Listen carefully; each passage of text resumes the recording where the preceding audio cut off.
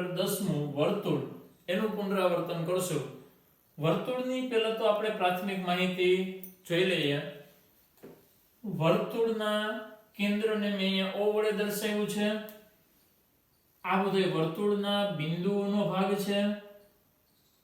વર્તુળના કેન્દ્રથી વર્તુળ ઉપરનું કોઈ બિંદુ આપણે પસંદ કરીએ એ તો કેન્દ્રથી વર્તુળ પરના કોઈ પણ બિંદુ સુધીના માપને આપણે એની ત્રિજ્યા વડે ઓળખીએ છીએ અને એને આપણે સ્મોલ r પણ કહીએ વડે દર્શાવીએ છીએ।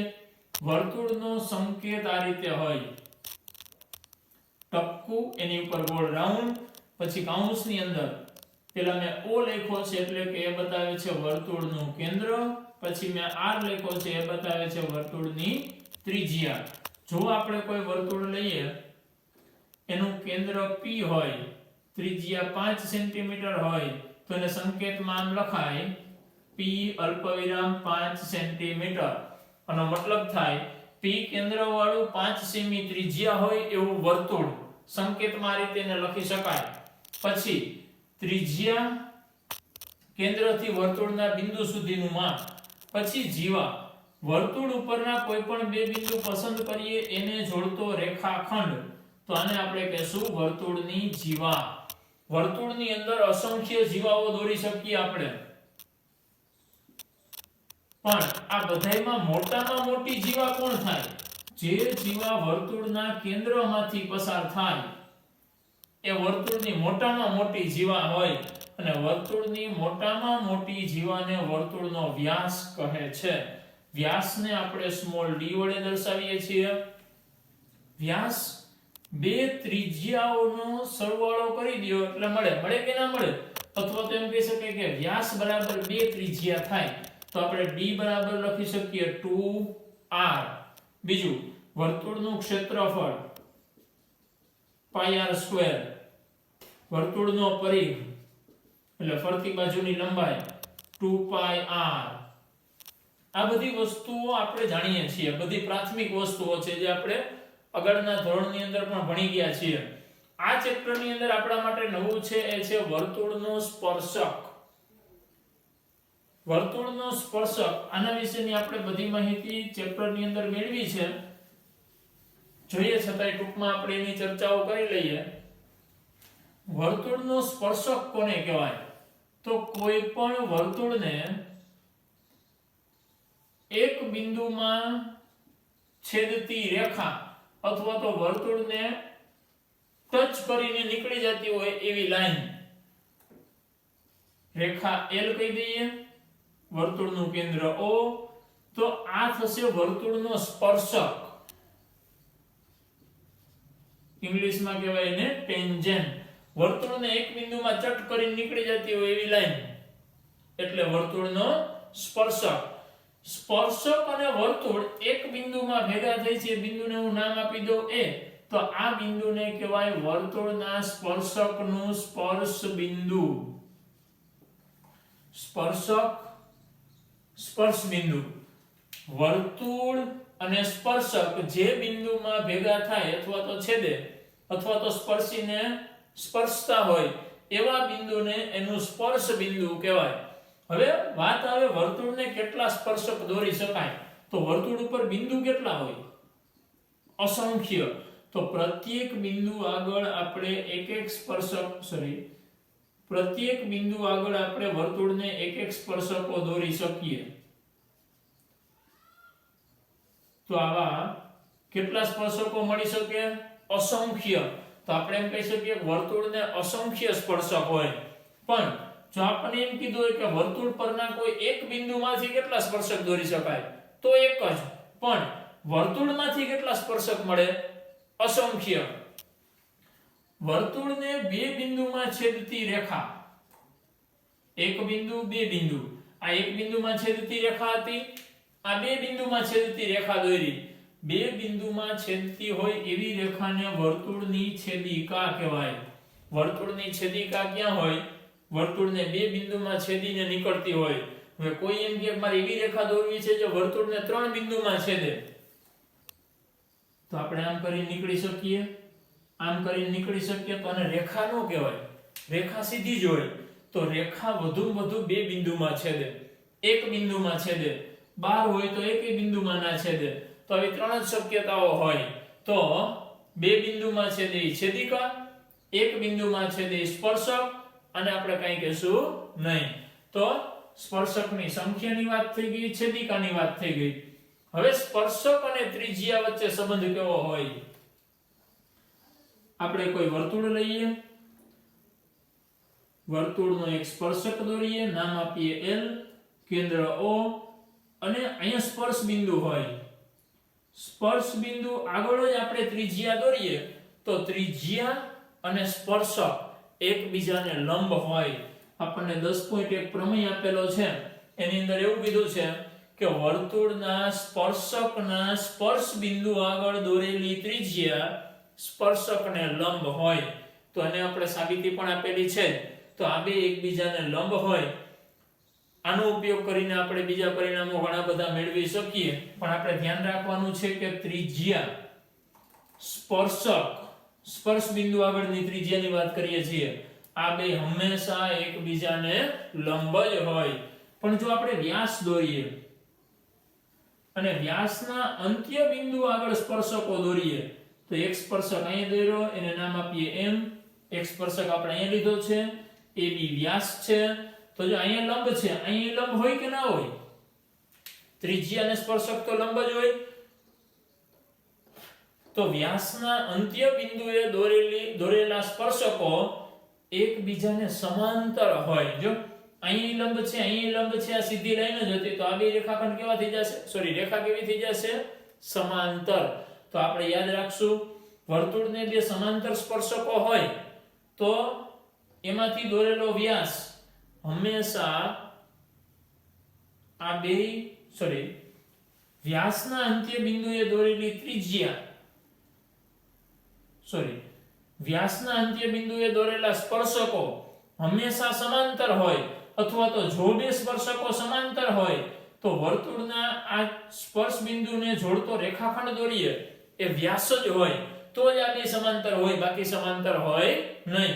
હવે ત્રિજ્યા અને સ્પર્શક એકબીજાને લંબ છે, એના આધારે અમુક પ્રશ્નો પણ આપણે સોલ્વ કરી શકીએ, જે આપણને પૂછાઈ શકે 1 માર્ક્સની અંદર, 2 માર્ક્સની અંદર. પણ એના માટે આપણે એક પોઈન્ટ હજી જોઈ લઈએ. પહેલા સ્પર્શકની લંબાઈ. સ્પર્શકની લંબાઈ કોને કહેવાય? ખરેખર સ્પર્શકની લંબાઈ ના હોય, પણ જો આપણે કોઈ બિંદુ ફિક્સ કરી દઈએ, માની લો કે વર્તુળની બહારના ભાગમાં એક બિંદુ P છે, P માંથી વર્તુળને સ્પર્શક દોરવા હોય તો કેટલા દોરી શકાય? 2. વર્તુળના બહારના ભાગમાંથી વર્તુળને બે સ્પર્શકો દોરી શકાય. અહીંયા આપણે નામ આપીએ A, અહીંયા નામ આપીએ B. તો આમાં P થી A સુધીનું માપ અને P થી B સુધીનું માપ, આને આપણે સ્પર્શકની લંબાઈ તરીકે ઓળખીએ છીએ. અને બહારના બિંદુમાંથી દોરેલા સ્પર્શકોની લંબાઈ હંમેશા સમાન હોય, એટલે કે P અને PB નું માપ કેવું હોય? સમાન. આની સાબિતી પણ આપણે આપેલી છે, પ્રમેય આપ્યો છે કે વર્તુળના બહારના બિંદુમાંથી દોરેલા સ્પર્શકની લંબાઈ સમાન હોય, સાબિત કરો. તો એ પણ તમે આગળના વિડિયોની અંદર જોઈ શકો. તો સ્પર્શકની લંબાઈ કઈ રીતે મેળવી શકાય એ આપણે આ પરિણામના આધારે મેળવશું. પણ અહીં એક પોઈન્ટ મેં લખ્યો છે, સમકેન્દ્રી વર્તુળો. જે વર્તુળોનું કેન્દ્ર એક જ હોય, ત્રિજ્યા જુદી જુદી હોય, એક જ સમતલમાં આવેલા હોય, તો આવા વર્તુળોને સમકેન્દ્રી વર્તુળ કહેવાય. કેન્દ્ર એક જ છે અને ત્રિજ્યાઓ જુદી જુદી છે. આવા ગમે એટલા વર્તુળો દોરવામાં આવે એક જ કેન્દ્ર લઈને, તો આ બધા જ વર્તુળો સમકેન્દ્રી વર્તુળો બને. હવે આપણને પ્રશ્ન પૂછાય, માની લો કે બહારનું બિંદુ P છે, P માંથી દોરેલા સ્પર્શકો P અને PB છે, વર્તુળની ત્રિજ્યા 5 સેન્ટીમીટર આપી છે અને P થી O સુધીનું માપ એ 12 સેન્ટીમીટર આપ્યું છે. તો સ્પર્શકની લંબાઈ શોધો. તો જો અહીંયા આપણે જાણીએ છીએ આ ત્રિજ્યા, આ સ્પર્શક એકબીજાને લંબ હોય, તો ત્રિકોણ POB માં પાયથાગોરસનો ઉપયોગ કરો તો આપણે PB નું માપ મેળવી શકીએ. અહીંયા કાટખૂણો છે તો કર્ણ કોણ થાય? PO. તો પાયથાગોરસના પ્રમેય ઉપરથી આપણે PB નું માપ મેળવી શકીએ. તો શું થશે? PO વર્ગ બરાબર PB વર્ગ વત્તા OB વર્ગ. કિંમત મૂકીએ. PO ની કિંમત કેટલી છે? 12. 12 નો વર્ગ 144. PB મેળવવાના છે PO 5 નો વર્ગ 25. 25 આ સાઈડ આવે તો માઈનસ થાય. 25 માઈનસ થશે શું વધશે? 144 માઈનસ 25 10 14 માંથી 5 જાય તો 9 અહીંયા વધશે 13 13 માંથી 2 જાય તો 11 એટલે PB સ્ક્વેર બરાબર 119. બે સાઈડ વર્ગમૂળ લઈએ તો PB બરાબર આવશે વર્ગમૂળની અંદર 119 સેન્ટીમીટર. આનું વર્ગમૂળ નીકળશે નહીં. તો આ રીતે આપણે સ્પર્શકની લંબાઈ મેળવી શકીએ.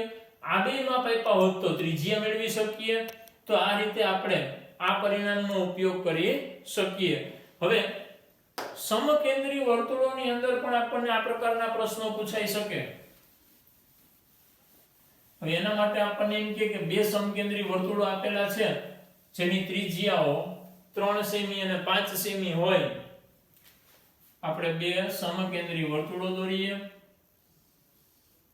માની લ્યો કે અંદરનું વર્તુળ છે ની ત્રિજ્યા 3, બહારના વર્તુળની ત્રિજ્યા 5. પછી એમ કીધું હોય કે બહારના વર્તુળની જીવા અંદરના વર્તુળનો સ્પર્શક બને છે. તો બહારના વર્તુળની જીવા એટલે જીવા થઈ ગઈ, અંદરના વર્તુળ માટે સ્પર્શક બની ગયો.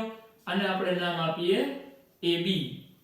બે વર્તુળની ત્રિજ્યાઓ, આની ત્રિજ્યાને આપણે R1 કહીએ, કેટલી આપી છે? 3 સેમી. બહારના વર્તુળની ત્રિજ્યાને R2 કહીએ, કેટલી આપી છે? 4 સેમી. તો આપણને એમ કહે કે આ જીવાની લંબાઈ શોધો. તો એ કઈ રીતે મેળવવી? તો આપણે આવું જાણીએ છીએ, વર્તુળની ત્રિજ્યા અને સ્પર્શક કેવા હોય? લંબ. બીજું પરિણામ આપણે આવું જાણીએ છીએ, આગળના ધોરણમાં ભણી ગયા કે કોઈ જીવાને કેન્દ્રમાંથી દોરેલો લંબ જીવાને દુભાગે એટલે આ બે કરતા કેવા બનાવે? સરખા. તો આ બે માપ સરખા હશે. અહીં હું નામ આપી દઉં M. જો AM મળી જાય તો MB પણ એના જેટલો જ હોય, અથવા તો આનું ડબલ કરીએ તો આખો AB થઈ ગયો. OM નું માપ કેટલું છે? 3 સેમી. કેમ કે અંદરના વર્તુળ માટે ત્રિજ્યા થઈ. OA કોણ થાય? બહારના વર્તુળની ત્રિજ્યા કેટલી છે? 5. તો જો આ ત્રિકોણ કાટકોણ છે. પાયથાગોરસનો પ્રમેય વાપરશું તો AM કેટલું મળશે? 4. તો આ કેટલું હોય? 4. તો AB ની લંબાઈ કેટલી થશે? 8 સેમી. તો સમકેન્દ્રી વર્તુળો માટે આપણે આ રીતે જીવાની લંબાઈ મેળવી શકીએ. જીવાની લંબાઈ આપી હોય, એક ત્રિજ્યા આપી હોય તો બીજી ત્રિજ્યા પણ આવી જ આકૃતિ દોરીને આપણે મેળવી શકીએ. તો સમકેન્દ્રી વર્તુળો, સ્પર્શક અને ત્રિજ્યા બે લંબ છે પરિણામનો ઉપયોગ કરી અને આપણે આ રીતે આવા પરિણામો મેળવી શકીએ. ત્યાર પછી બે વર્તુળના સામાન્ય સ્પર્શકોની આપણે વાત કરીએ. આપણે એક જ વર્તુળની વાતો કરતા હતા. હવે આપણને બે વર્તુળો આપ્યા હોય, એનો સામાન્ય સ્પર્શક મતલબ એક રેખા એવી દોરીએ જે બે વર્તુળ માટે સ્પર્શક હોય. તો બે વર્તુળો આપણે કઈ રીતે દોરી શકીએ? તો બે વર્તુળ આ રીતે આપેલા હોય, બે વર્તુળ આ રીતે પણ આપણે દોરી શકીએ, બે વર્તુળ આ રીતે દોરી શકાય, બે વર્તુળ આ રીતે દોરી શકાય અને બે વર્તુળ આ રીતે દોરી શકાય. તો આપણે બે વર્તુળોની જોડ આટલી રીતે બતાવી શકીએ. આ કેવી છે? તો બે વર્તુળો આપ્યા છે જે બે બહારની સાઈડ આમ બે અલગ અલગ છે, એટલે કે બે વર્તુળો ક્યાંય છેદતા નથી. આ બે વર્તુળો બહારથી એક બિંદુમાં છેદે છે, આ બે બિંદુમાં છેદે છે. આમાં બે વર્તુળ એક જ બિંદુમાં છેદે પણ એક વર્તુળની અંદર બીજું વર્તુળ છે. અહીંયા બે વર્તુળો છેદતા નથી, અહીંયા નહોતા છેદતા પણ બહારથી, અહીંયા બે નથી છેદતા પણ એકની અંદર બીજું વર્તુળ છે. તો આને સામાન્ય સ્પર્શક કેટલા દોરી શકાય? જો આનો સ્પર્શક દોરીએ ને તો બાર માટે સ્પર્શક નહીં થાય, છેદિકા થઈ જાય. તો આ બેને એકય સામાન્ય સ્પર્શક દોરી શકાય નહીં. આમાં આપણે અહીંથી એક સ્પર્શક દોરીએ તો જો આ સ્પર્શક બે વર્તુળ માટે સ્પર્શક છે તો આના સામાન્ય સ્પર્શકની સંખ્યા 1, આમાં 0, આમાં હું અહીંથી આમ સ્પર્શક દોરું, રેખા એક જ છે પણ આ વર્તુળનું સ્પર્શક બન્યું, આનું સ્પર્શક બન્યું. એ જ રીતે આપણે નીચે એક રેખા દોરી શકીએ તો આ પણ બે વર્તુળ માટે સ્પર્શક છે. તો આવી આકૃતિમાં સામાન્ય સ્પર્શક કેટલા મળ્યા? 2. આમાં દોરવા હોય તો એક ઉપર, એક અહીં નીચે, એક અહીં મળશે. જો આ રેખા આના માટે સ્પર્શક થઈ ગયો, આના માટે સ્પર્શક થઈ ગયો. તો આવી આકૃતિને સામાન્ય સ્પર્શક કેટલા હોય? 3. આની અંદર 1, 2, પછી અહીંયા આપણે આમ દોરી શકીએ. જો 3 અને 1 આપણે અહીંયાથી આ રીતે આમ દોરી શકીએ. તો આમાં કેટલા સ્પર્શક થશે? 4. 4 રેખાઓ એવી છે જે બેય માટે સ્પર્શક તરીકે વર્તે છે. બહાર બે વર્તુળો હોય તો એને 4 સામાન્ય સ્પર્શક હોય, બહારથી એક બિંદુમાં છેદતા હોય તો 3, બે બિંદુમાં છેદે તો 2, એક બિંદુમાં અંદરથી છેદે તો 1, એકની અંદર બીજું વર્તુળ હોય તો એને એકય સામાન્ય સ્પર્શક દોરી શકાય નહીં. એક માર્કની અંદર આપણને આ પ્રકારનો પ્રશ્ન પૂછી શકે કે બે વર્તુળને કેટલા સામાન્ય સ્પર્શક છે, પણ એના માટે આપણને પરિસ્થિતિ આપી દીધી હોય કે આમાંથી કઈ પરિસ્થિતિ માટે બે સામાન્ય સ્પર્શક છે, અથવા એમ પૂછે કે બે વર્તુળને વધુમાં વધુ કેટલા સામાન્ય સ્પર્શક હોય, વધુમાં વધુ 4, પછી જો 3, 2, 1, 0, વધુમાં વધુ 4, 4 થી વધારે દોરી શકાય નહીં. ત્યાર પછી એક પરિણામ આપણે સાબિત કરેલું છે, એને ટૂંકમાં જોઈ લઈએ. કાટકોણ ત્રિકોણની અંતઃ ત્રિજ્યા. પહેલી વાત એ કાટકોણ ત્રિકોણ, કોઈ પણ ત્રિકોણની ત્રિજ્યા ના હોય, પણ અહીંયા આપણે લખ્યું છે અંતઃ ત્રિજ્યા.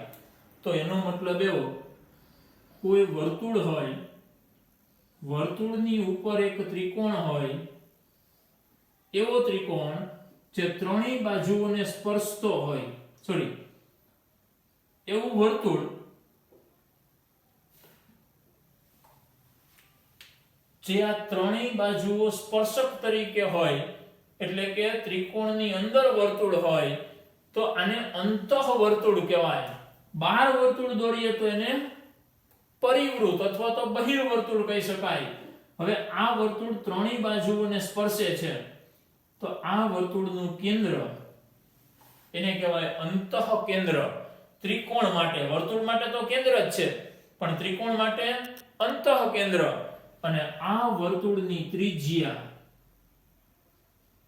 અહીંયા લંબ જોઈએ ને સ્પર્શક હોય એટલે અહીંયા દોરીએ કે અહીંયા દોરીએ, ગમે ત્યાં દોરીએ, તો આ વર્તુળની ત્રિજ્યા ત્રિકોણ માટે અંતઃ ત્રિજ્યા બને. હવે આ ત્રિજ્યા મેળવવી હોય આપણે એને નામ આપી દઈએ A, B અને C. તો R બરાબર કર્ણ કોણ છે? AC, કર્ણ સિવાયની બે બાજુનો સરવાળો AB અને BC.